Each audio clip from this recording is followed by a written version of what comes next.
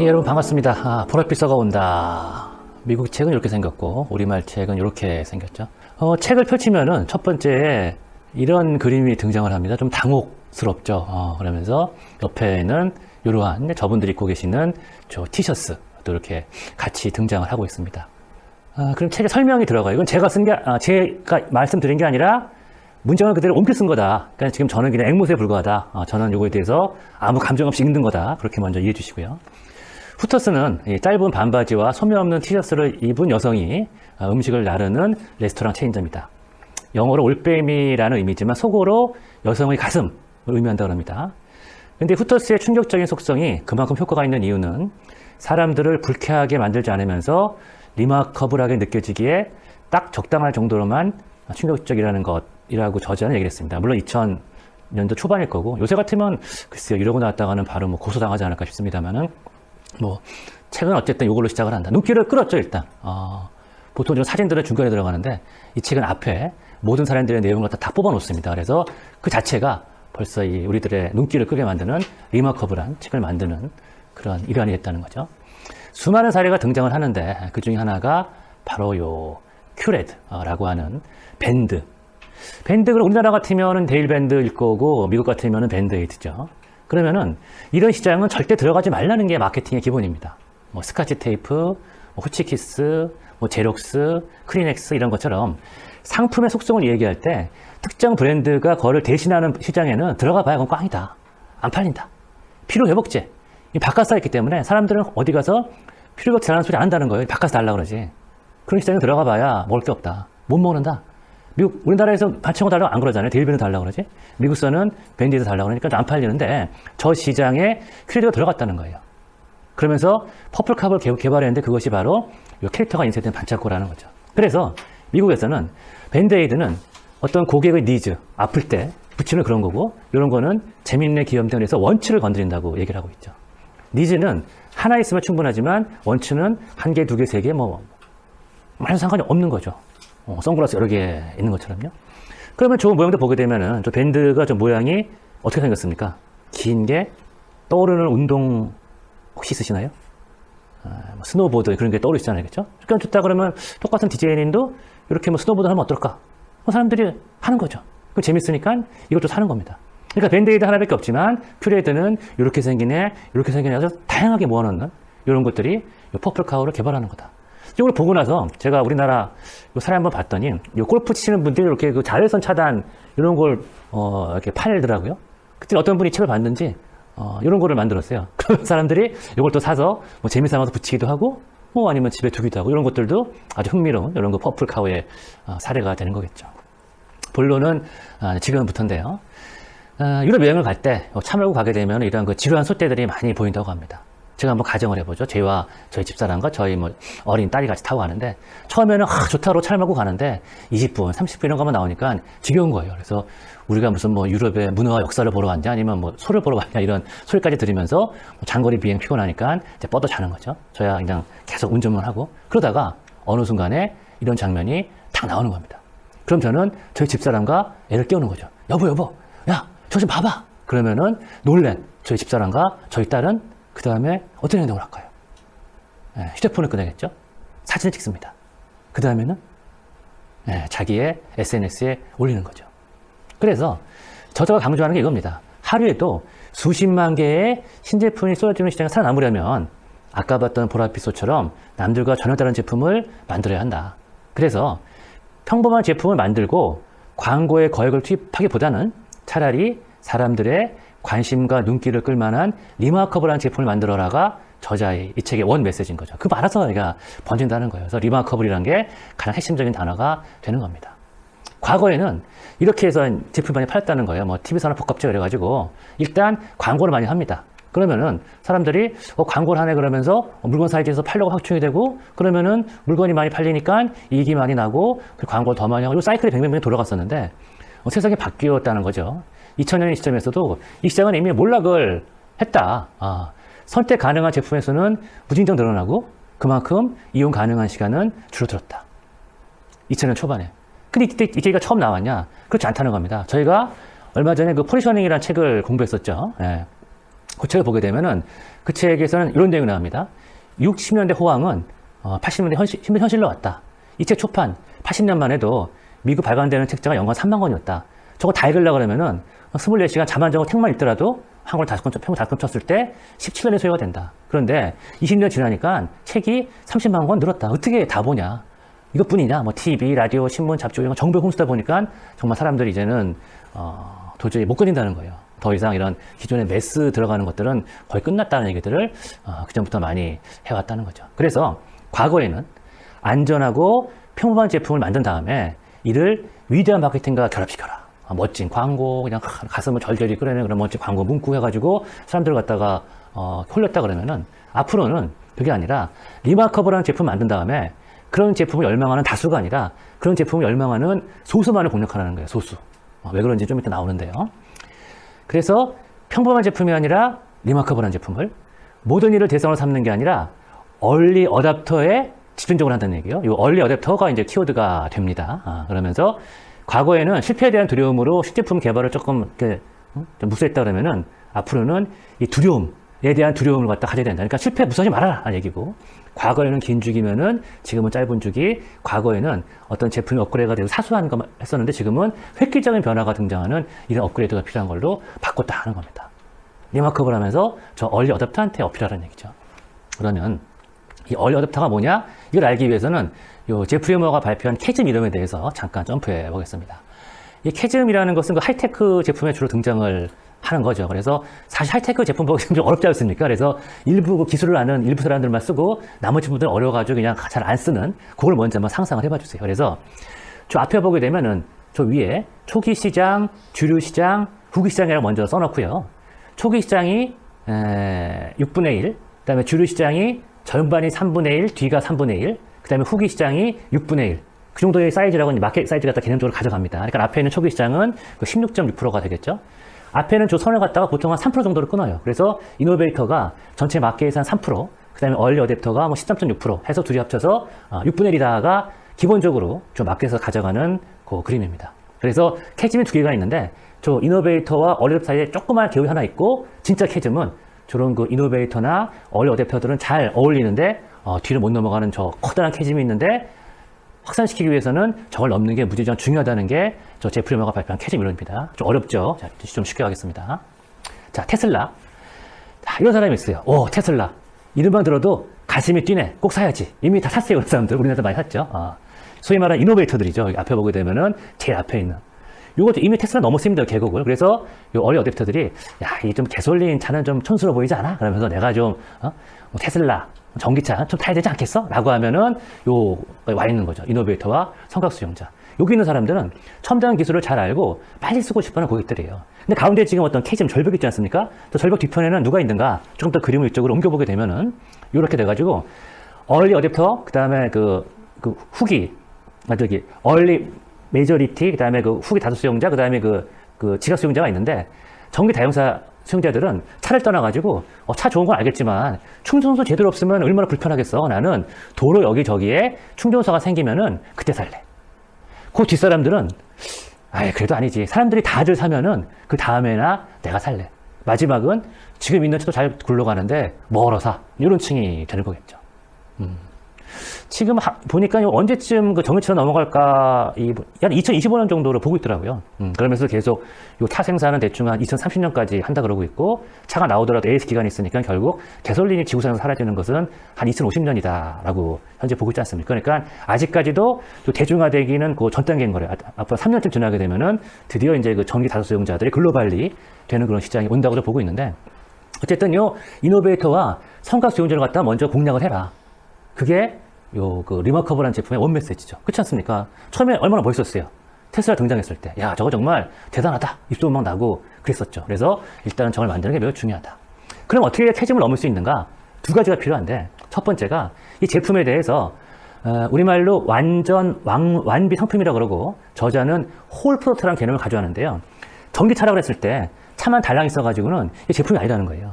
거기에 있는 충전소, 그 다음에 다닐 수 있는 도로, 주택주차까지 깔려있는 모든 것, 이게 전부 다 통합적으로 완성이 돼야 이게 소위 말하는 하나의 홀 프로덕트로서 제품이 완성이 된 거다. 제품 하나가 아니라 그 제품이 포함되어 있는 생태계가 다 완성이 돼야 이게 캐즘을 넘어갈 수 있는 준비가 되어 있는 거다. 첫 번째 알아두셔야 되고요. 그 다음에 두 번째가 결국 주류시장 갖다 뛰어들어야 되는데 어떻게 해야지 그 주류시장 갖다 끌어들일 수건에 대해서 고민을 많이 해야 된다는 거예요. 왜냐면 앞에서는 기술만 뛰어나면 다 사요. 그 다음에 돈 좀 있으면은 기술 재밌냐고 또 삽니다.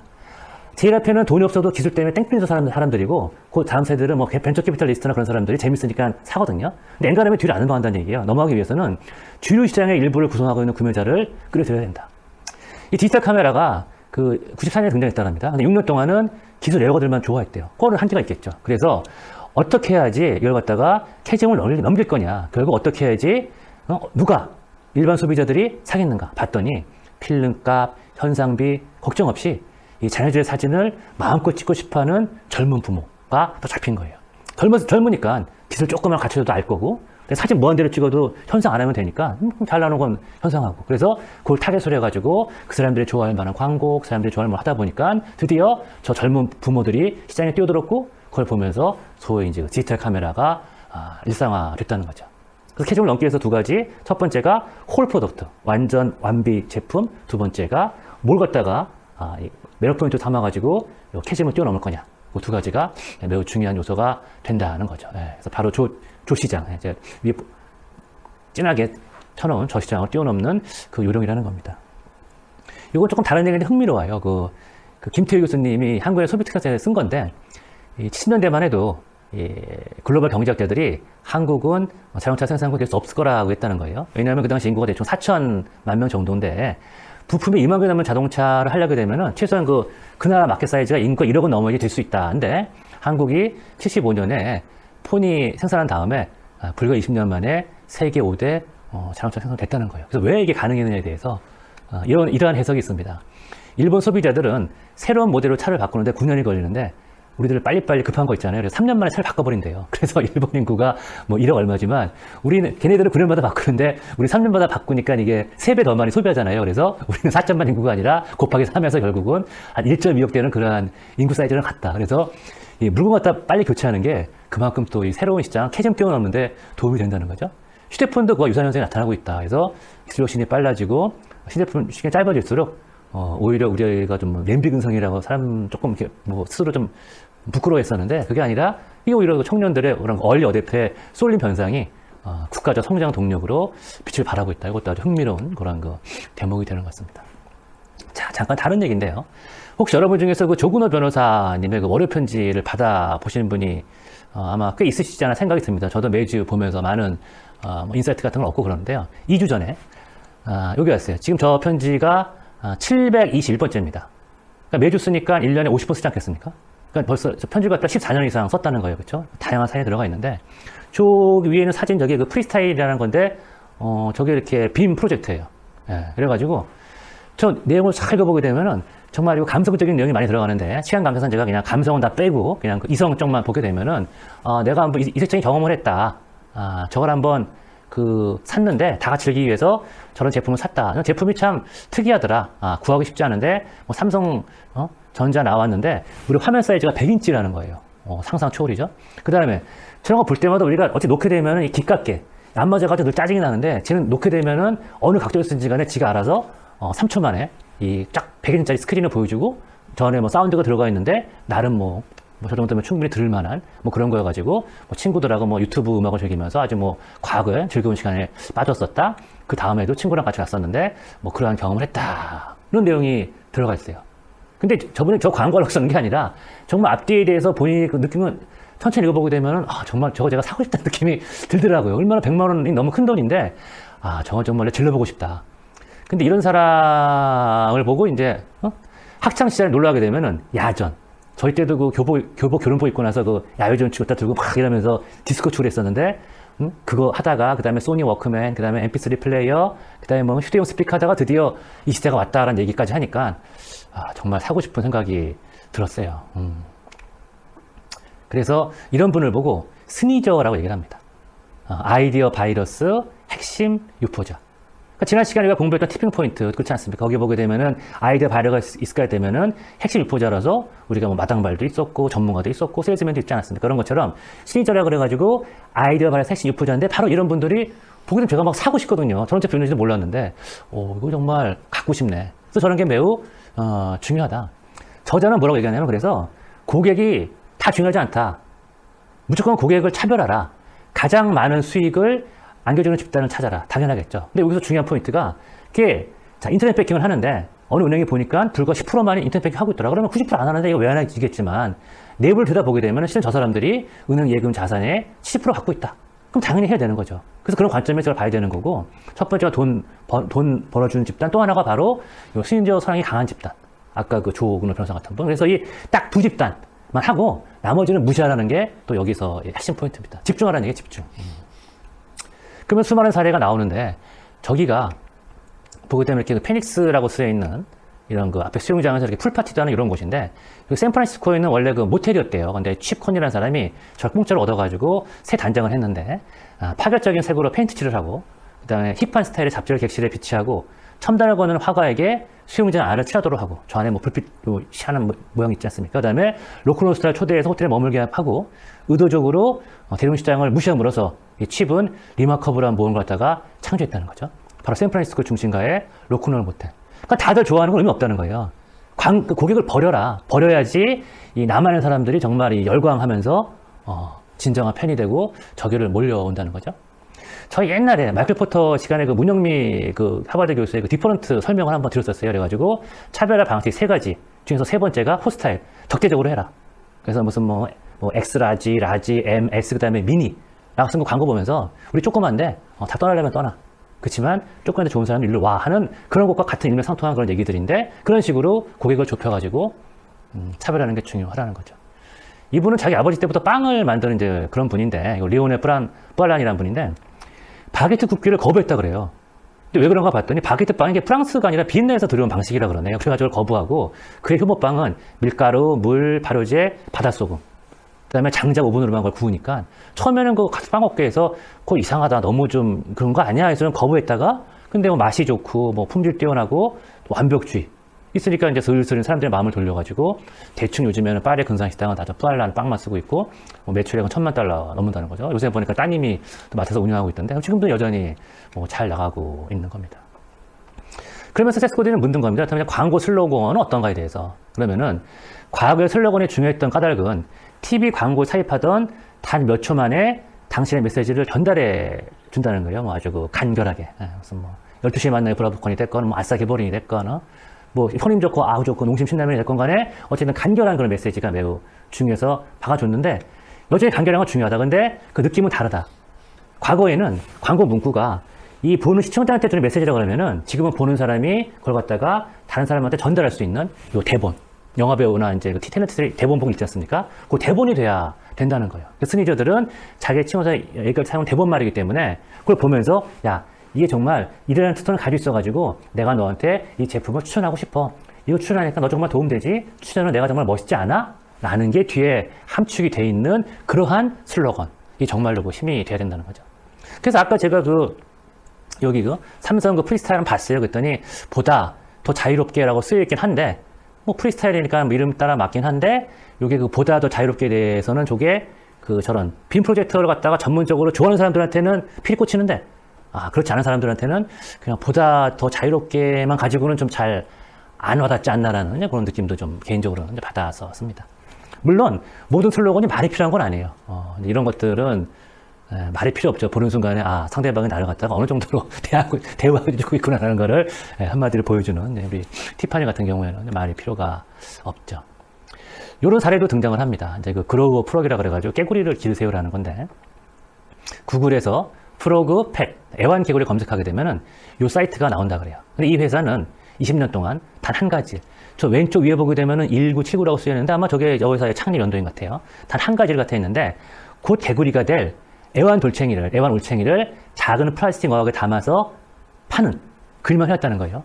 그래서 당시 세스고덴의 아들이 벌써 자기 친구 20명한테 이런 얘기를 하는 거 보고 나서 근데 그 글만 주는 게 아니라 개구리에 대한 지식이 담겨있는 함께 배달된 작은 친절 덕분에 얘기하기가 한결 소려졌다. 그러니까 저거는 슬로건까지는 안 되지만 작은 대본이 된다. 대본, 설명서 보여주면서 이렇게 기르는 거구나라는 대본이 같이 들어간 거죠. 그렇죠? 그러면서 이 회사가 파는 개구리 중에서는 어떤 놈은 17년이나 산다고 그러니까 아니 개구리가 또 17년을 살아요. 그러니까 재미있는 이야기거리가 되는 거죠. 근데 제가 한번 똑같이 프로펙트라고 제가 이 자료를 만들면서 검색을 해봤어요. 근데 이 화면이 뜨는 게 아니고, 이 화면이 뜨더라고요. 펫코. 즉, 펫코는 이제 인터넷 이후에 이제 모든 펫시장 갖다 장악한 그 업체긴 한데, 제가 제일 위에 뜨고 쭉 밑으로 내려봤는데, 아까 같은 그 업체들은 잘 검색이 안 되고, 아까 그 업체는 사이트 이름을 쳐야지만 검색이 되었습니다. 그래가지고, 그 사이 어떤 일이 발생한 걸까? 그래서, 과연 그 천년만년 퍼플카우는 없는 건가? 아니면은, 아까 그 제품이 어떤 거 실수를 한 건가? 그거는 우리가 조금 더 연구해봐야 될 대상이겠죠. 왜냐하면 1등이라는 지위가 순식간에 바뀔 수가 있는 뭐 그런 거기 때문이죠. 소금에 대해서 이제 얘기 시작을 합니다. 지난 50년간 모턴이라는 그 소금 회사가 있었는데 소금을 그 지루한 상품으로 만들어 버렸대요. 뭐 소금이니까 당연히 지루하겠습니다 할 수 있지만 실은 이 모턴이라는 소금이 등장을 할 때 이런 개념으로 등장을 했어요. 페닐레인 시프러스. 그러니까 막 그 비가 많이 오더라도 자기네 소금은 눅눅하지 않다는 걸 달라붙지 않는다. 저걸 광고하기 위해서 저 컨셉 잡아서 저것만 일관되게 쫙 저 디자인 바뀌면서 밀어주면서 사람들 머릿속에 맞아. 이 눅눅하지 않은 소금은 모턴이 최고지. 딴 거 필요 없어라고 해서 저 시장을 완전히 장악을 했거든요. 그래서 이 회사 역사를 갖다 본다 그러더라도 회사 만들어가지고 1911년에 저 슬로건, 14년에 우산쓴 소녀 캐릭터. 그러니까 어마어마한 역사를 갖다 지니고 있는 겁니다. 그 이후에 무슨 뭐 요드, 소금, 뭐 등장을 해가지고 조금씩 좋은 제품 나왔지만 기본 베이스는 이미 이렇게 긴 시간 동안 하나의 소금으로 와서 더 이상 소금은 뭐 새로운 게 등장할 수 없는 그런 지루한 시장이 돼버렸던 거죠. 그런데 이 시장에 드디어 신상이 등장을 합니다. 미국에 어느 유명한 소금 브랜드 제품이 단종된다는 소문이 퍼지면서 요리 애호가들을 불안케 했대요. 정말 니네 단종되냐 했더니 아니야, 우리 단종 안 할 거야. 근데 소금 브랜드가 다이아몬드 크리스탈. 벌써 이름도 멋지지 않습니까? 소금인데 다이아몬드 크리스탈이라고. 요 코셔 소금이 이제 단종된 소문이 돌았대요. 그래서 코셔 소금이 뭔지 봤더니 뭐 유대인 율법 따라서 동물 도축할 때 사용하는 소금인데 어쨌든 이게 뭐 입직자가 거쳐가지고 여러분 이 소금 비벼보게 되면 소금 팍 이러고 뿌리면서 그 쿡 유명한 사람 있지 않습니까? 그 사람 스테이크 만들 때 그 양반이 쓰는 소금이 다 뭐 저런 거라고 하는데 어쨌든 뭐 손에 자꾸 뿌리기 편한 저런 것들. 그래서 바로 다이아몬드 크리스탈 제품이 코셔 소금 중에서는 넘버원으로 쳐지고 있어서 수많은 요리사들이 저거 추천했었는데 저게 바로 단종된다는 소문에 요리 애호가들이 당황하고 심지어 사재기 나선 소금인데도 얼마큼 유명하냐면은 이 코셔 소금이 다이아몬드 크리스탈 잘 나가니까 아까 보셨던 모튼도 카페 가지고 저렇게 뭐 어차피 소금이 특허는 아니니까요. 그러면 다시 소금 시장도 팍 치고받고 싸우고 하고 있다는 거예요. 그러니까 심지어 소금처럼 저렇게 지루한 데서도 퍼플카가 등장을 하는데 왜 다른 데라고 퍼플카를 못 만들게 했냐는 것이 또 세스코드의 주장입니다. 그러면서 최소한 우리가 8가지 정도는 생각을 해봐야 된다. 첫 번째가 일단 당신의 고객 전부가 아니라 고객 일부예요. 특정 고객들한테 호감을 살 수 있도록 어떤 경우는 한번 어린이 생각해 보시고 어떤 경우는 한번 가정주부 생각해 보시고 어떤 경우는 어르신인데 댁에 안 계시고 양로원에 계시면 생각해 보시고 어떤 경우는 또 2개가 짧은 시장을 좁혀가지고 그분만을 대상으로 한 제품을 변화시키는 방법을 한번 10가지를 생각을 해보라는 겁니다. 두 번째가 작게 생각해보라. 그래서 상상할 수 있는 가장 작은 시장을 생각해보고 리마커블한 특성으로 그 시장을 흔들라는 얘기죠. 이 얘기는 저희가 포지셔닝 책에서 살짝 얘기를 다뤘었어요. 그래서 이 큰 어항에 작은 물고기가 되지 말고 작은 어항에 큰 고기가 되라. 그만큼 시장을 갖다가 좁게 정의한 다음에 그 시장을 갖다가 장악할 수 있는 그런 컨셉으로 접근하는 얘기가 저 포지셔닝에서 등장을 했었죠. 세 번째가 아웃소싱 하라. 이거는 잡샵 얘기 나온다는 것은 우리가 시즌 1에서 메이커스 저런 내용이 나왔었죠. 아이디어가 좋다고 하게 되면 다 아웃소싱을 할 수 있다는 그런 얘기들. 허락 자산을 구축하고 활용하라. 저는 우리가 아직 공부 안 했습니다만은 이 저자가 쓴 책 중에서 그 퍼미션 마케팅이라는 게 있어요. 이거는 이렇게 이해하시면 됩니다. 내가 그 이메일 같은 거 봤는데 내가 보기 싫은 사람이 보내게 되면 화나고 다 찢어 버리고 싶잖아요. 오히려 욕하고 싶고. 그래서 그렇게 하는 게 아니라 고객한테 항상 허락을 받아라. 이메일 보낼 때도 뭐 받으시겠습니까? 그 다음에 회원으로 할 때도 공짜로 많이 보여주고 다른 정보 없이 그냥 아이디 패스워드만 주시면 회원 등록해드릴게요. 그 다음에 뭐 주소 주세요. 이름 주세요. 띄엄띄엄 들어가야지 한 방에 다 달라고 그러면 고객 화나서 떠난다. 조금 철회받으면서 들어가라는 게 저것의 핵심인데 그것을 보고 퍼미션, 그래서 허락자산 그런 방법으로 접근하라는 그런 얘기를 하고 있고요. 남의 거 베껴라. 다른 산업에서. 어떤 게 떠오르십니까? 블루오션 떠오르시죠. 그렇죠? 블루오션 만드는 6가지 법칙. 첫 번째가 다른 산업에서 베낀다. 그래서 그 예로서 콘도 산업에서 베꼈던 자가용 비행기. 그 6명이 같이 엠빵, 16명이 같이 엠빵 해가지고 돈 내면서 서로 공유하는 자가용 비행기 썼던 거. 그게 바로 옆에 있는 콘도 산업에서 베껴온 모델이었죠. 6번째가 한 걸음 더 나아가라. 경쟁사 찾아가서 그 회사 하는 거를 정반대로 하라. 이 내용도 실은 시간에서 생략을 했었습니다만은 저 포지셔닝 저 책 안에 펩시 사례가 거기 등장했어요. 그래서 코카콜라가 너무 올드하기 때문에 펩시는 0, 젊게 간다 그러면서 그때 한때 그 0 컨셉으로 광고했던 게 그 사례가 저 책 안에 들어가 있고요. 그 다음에 당신이 속한 산업에서 아직 행해지지 않은 걸 찾아서 그것을 추천하라. 사례가 재밌더라고요. 제트블루는 탑승객 복장 규정을 검토한 적이 있대요. 보통은 거기는 승무원 복장 규정이 있지 손님 복장 규정은 없잖아요. 근데 그것도 이제 뭐 검토한 적이 있다 그러고, 또 비행기 탑승객 가운데 옷을 가장 잘 입은 사람한테 무료 항공권을 증정하는 아이디어는 여전히 검토할 수 있다. 그러니까 의외로 우리가 무료를 줄 수 있는 게 많이 인도 따라가죠. 뭐 항공권, 그다음에 뷔페, 그다음에 호텔방, 내가 그 오너라 그러면, 왜냐면 빈 것들, 소위 말한 페리시블 굿즈라 그래가지고 시간 지나게 되면 버려야 되는 것들. 뭐 식품 산업 같은 경우도 시간 지나게 되면 버릴 제품들이 많으니까 그것도 분명히 이제 저런 페리시블 굿즈 개념에 들어가기 때문에 같이 활용할 수 있는 아이디어가 되게 많은 거죠. 성형외과 의사도 상품을 쓸 수 있고, 뭐 출판사 책값 할인한다. 스튜 레너스는 딸기를 녹색 바구니가 아니라 직접 고르게 했더니 매출이 2배로 투자. 그래서 아직 행하지 않은 걸 찾아서 추천한 얘기도 하고 있고, 블로그에 나오고 있는 거죠. 그 다음에 마지막으로 왜 안 되는데? 라고 이제 물어봐라. 요거는 저희가 이제 디자인 싱킹 바이블에서 뭐 정종 회장님 얘기도 들으면서 사고하는 방식에 대해서 한번 공부했던 그런 내용들입니다. 그래서 우리가 공부한 게 다 같이 연관이 돼 있고, 8가지 방법 계속 작동시켜 보면서 한번 그 퍼플컬을 찾는데 여러분이 노력을 하시면은 흥미로운 결과가 나올 것 같습니다. 결국 모든 마케팅 과정을 통해서 요 얼리 어댑터와 승리자 집단에 초점을 맞추고, 그래서 그 사람들의 힘을 확 잡아꾸는, 그래서 그들에게 얘기거리가 되고 남들한테 추천할 거리가 뭐가 될지 그걸 개발한 다음에 그 사람들한테 손쉽게 전파할 수 있는 지원을 아끼지 않는다. 그러니까 모든 대상이 아니라 여기까지만 커버하는 얘기예요. 그러면 그 뒤는 이 양반들이 알아서 다 이렇게 해주게 된다. 대중을 커버하지 말고 요 딱 얼리 어댑터 승리자. 캐짐이라고 그러면 캐짐의 앞단계 플러스 돈 벌어주는 수익, 거기까지만 커버하는 게 이 책의 핵심인 것 같습니다. 네, 감사합니다.